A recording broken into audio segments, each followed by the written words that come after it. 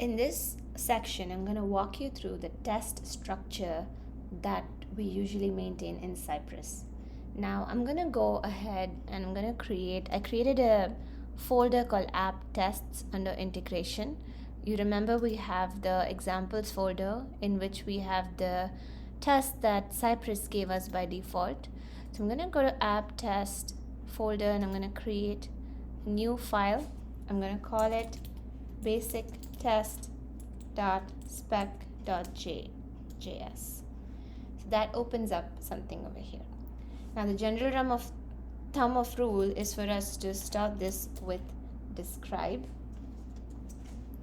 and then I'm going to write the name of our test suite. That's going to be the first step. So let me call it our first test suite, and then a callback like this, curly braces, and then we'll have our it block, and this will be basically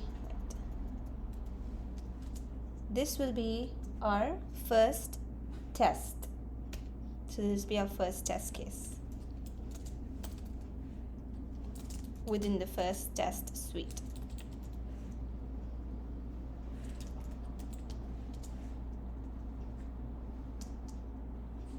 And then this looks similar. And within that, we'll define whatever test we want to write under that. So this is what our basic structure looks like. Now we can have multiple test cases under our describe. So let me copy paste this. So this will be our second test case. This will be our third test case, and this will be our fourth test case. Now if you see over here, I'm keeping this in the side purposely so you can see this is getting updated. So this is our first spec.js that's getting updated over here.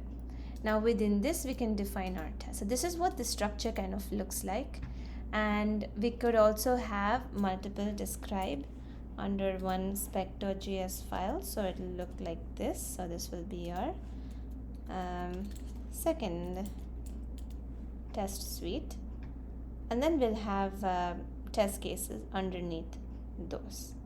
And we could also have a describe within a describe. That will look like this.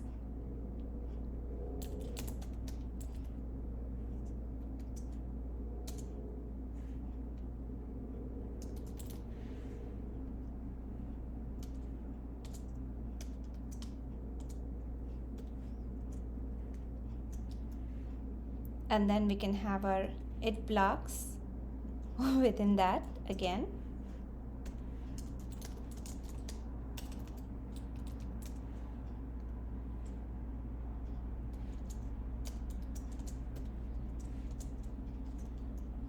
And then we can have our tests inside. So usually these will be used for our before functions. So if we have like for example, if I have a before function over here, then that before function can be used for the rest of the test cases defined in this. So I can have multiple blocks over here like this. If I have a before function defined over here, that will be executed before all of these test cases are executed. Keep in mind that that won't be executed before all of these will be executed. So it's a little tricky there, but we'll look at it later. For now, I'm going to remove all of these.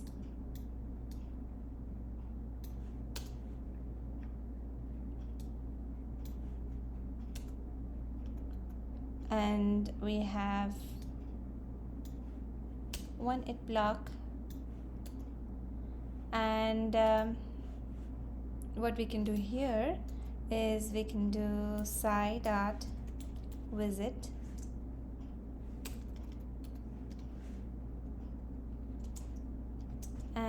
we can try to visit our HTTP localhost 3000, right? This is our local application. Make sure that it is running, right? It's running fine. So let's try to do this and see what happens.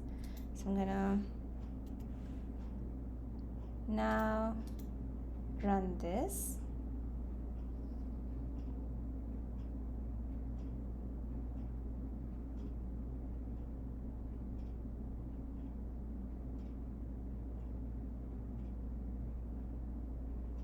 So it's trying to execute it in the browser.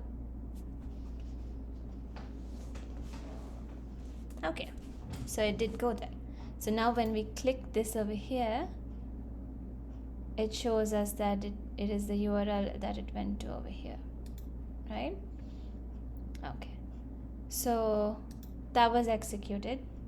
Now over here we can switch the, I'm gonna stop this. Over here we can switch the browser from Electron to Chrome over here. And then another thing that I want to show you is I want to close this, and let's see how to run this test.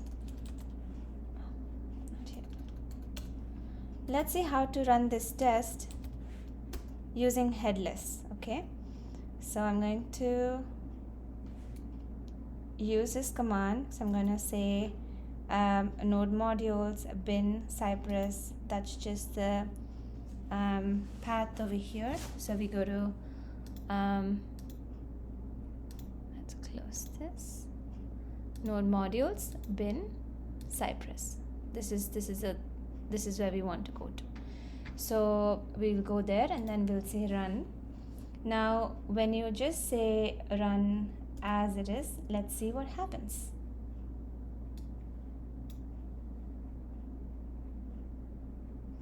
So it went ahead and it shows Electron browser by default, and it's also going to do it in headless by default when you don't specify anything in specific.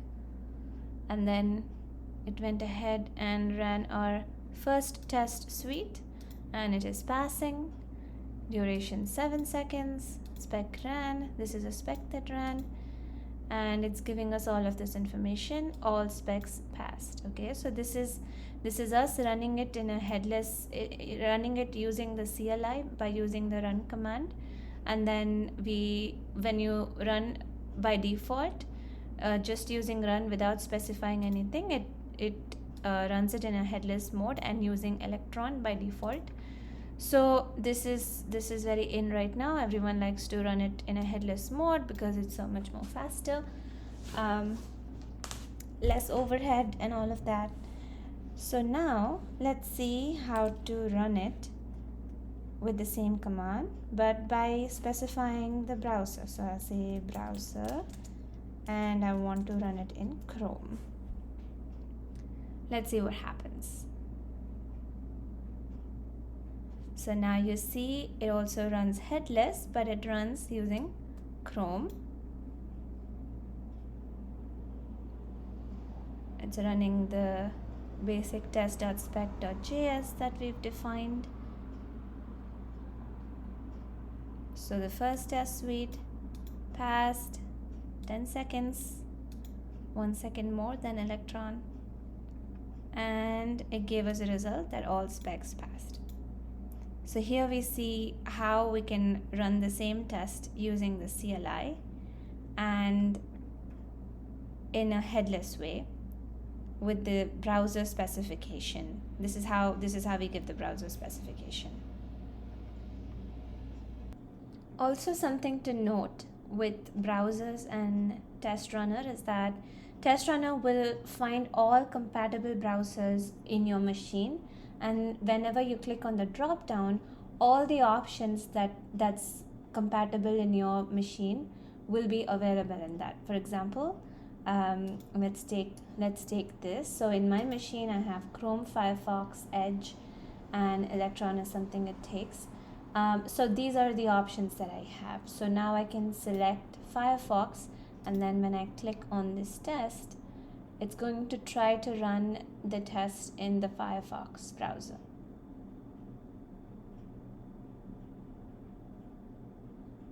It's taking a lot of time because it's trying to execute that in Firefox for the first time.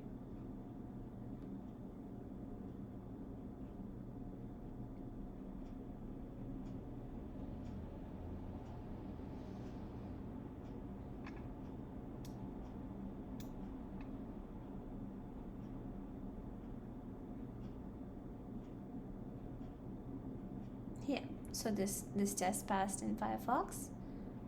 I'm gonna close it. I'm gonna try running this in Edge.